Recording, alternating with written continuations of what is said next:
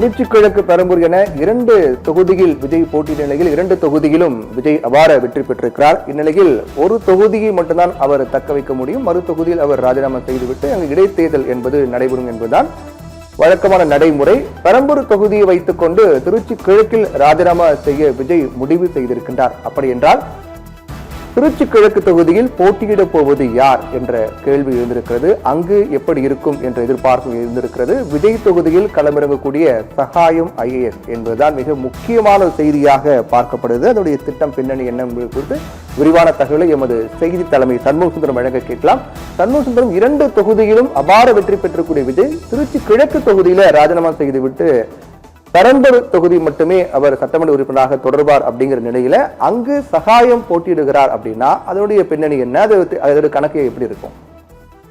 அதாவது விஜய் கட்சி ஆரம்பித்த போதே IAS ஆக இருந்து வாலண்டரி ரிட்டையர்மெண்ட், தன்னிச்சையாக ரிட்டையர்மெண்ட் வாங்கி சென்ற ஓய்வு பெற்ற சகாயம் IAS ரிட்டையர்ட்.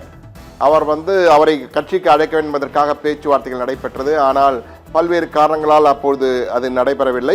ஆனால் நேர்மைக்கு பெயர் போன சகாயத்தை எப்படியும் பயன்படுத்த வேண்டும் என விஜய் தொடர்ந்து முடிவு செய்திருந்தார். அந்த வகையில்தான் தற்பொழுது சகாயம் IAS-ஐ தனக்கு பதவி கொடுப்பதற்காக அவர் திட்டமிட்டிருக்கிறாராம்.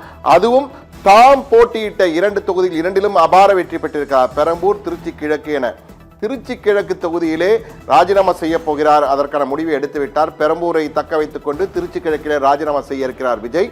எனவே திருச்சி கிழக்கில் ராஜினாமா செய்த பிறகு இன்று கூட அவர் நேரில் அங்கு செல்லவில்லை. பெரம்பூருக்கு தான் சென்று அந்த சான்றிதழை வாங்கினார்.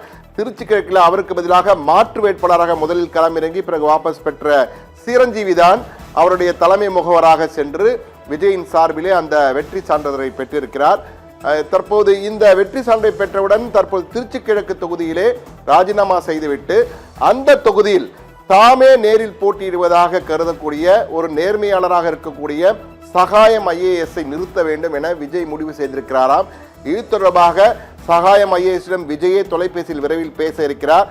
அவர் ஒப்புக்கொண்டால் நிச்சயமாக திருச்சி கிழக்கிலே விஜய் சார்பாக விஜயின் தொகுதியான திருச்சி கிழக்கிலே சகாயம் IAS ரிட்டையர்ட் களமிறங்குவார். போட்டியிட்டு வெற்றி பெற்ற பிறகு அவருக்கு மிக முக்கியமான பதவி, அது அமைச்சர் பதவியாக இருக்கலாம், அல்லது அரசின் ஆலோசகர் பதவியாக இருக்கலாம், அல்லது மிக முக்கியமான ஒரு பதவியை வழங்குவதற்கு விஜய் முடிவு செய்திருக்கிறாராம்.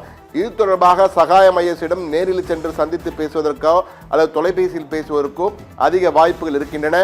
சகாயம் IAS போன்ற நேர்மையான அதிகாரிகளை கொண்டு ஆட்சியை நடத்த வேண்டும் என்று விஜய் தொடர்ந்து